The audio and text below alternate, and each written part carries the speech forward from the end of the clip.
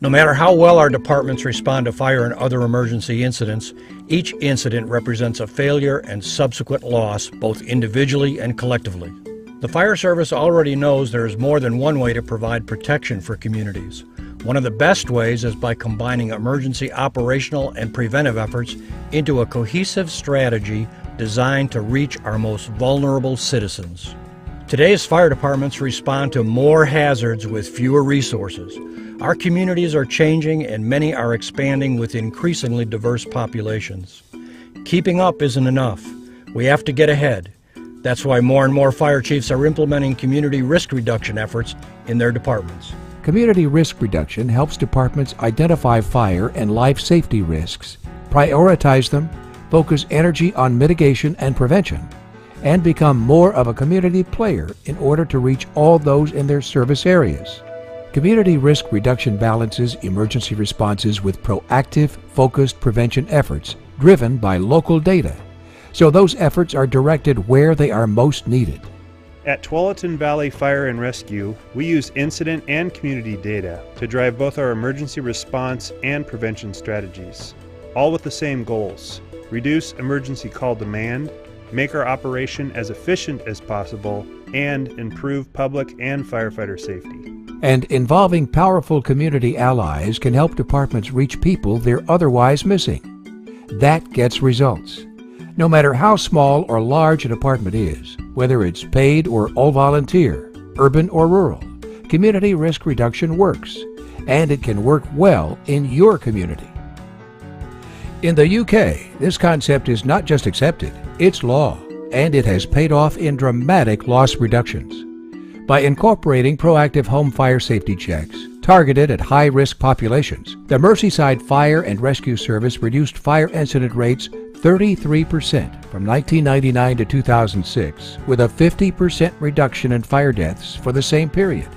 More than 700,000 homes were visited and more than 900,000 smoke alarms installed.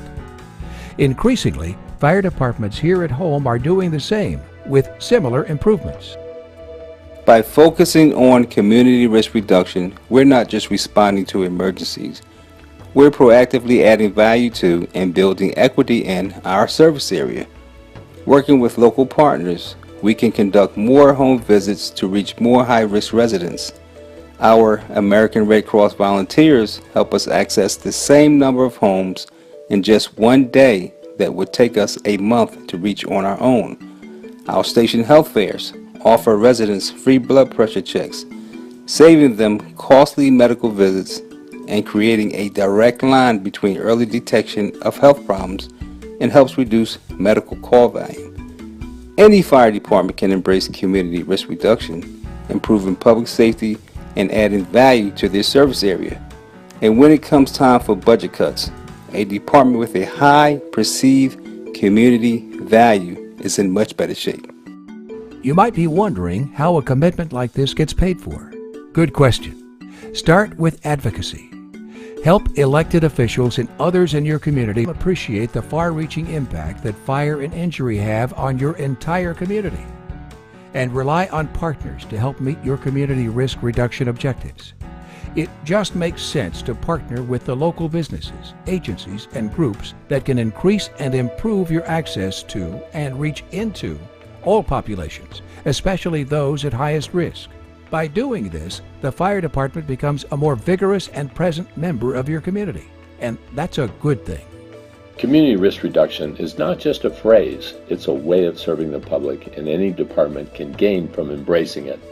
I'm in a very rural fire district in an underserved and under-resourced area, and CRR has had an incredible benefit for our citizens. It helps us manage risks and make people safer, whether through fire, injury, drowning, or seatbelt awareness. We're showing our community we're doing the very best we can to help them manage their own risks. Our efforts to be proactive in managing our call volume, especially the increasing number of medical calls, is critical. It may not show up on an insurance rating form, but our efforts to improve community paramedicine in Rio Rico draw attention to another form of CRR that the fire service needs to consider. Today, the fire service is asked to do more with less. If we can stop an event from happening in the first place, we've really done our job. Community risk reduction is the concept we are putting into action that helps us accomplish that.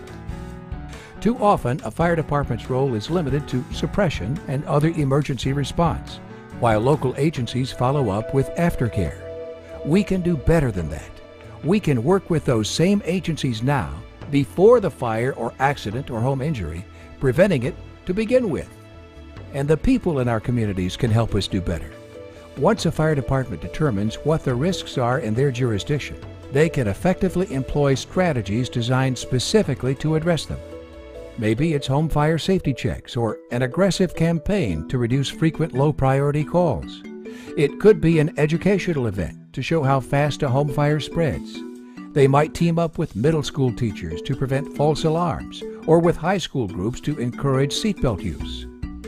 Our country has a serious fire problem, and calls for other emergencies are increasing every year for many local service providers. We can't do it all alone, but our departments can become part of the solution. Community risk reduction takes the fire department beyond emergency response. This innovative and outcome-driven approach produces positive results and increases the community's cohesiveness, putting the department in a more integrated public safety role. If it sounds like community risk reduction is just one more job you don't have time for, think again, because it can and will help you manage the risk in your service area. By coordinating your prevention outreach and emergency response efforts, you'll help the people you serve live better, safer lives, and you'll gain new partners in public safety you wouldn't normally have.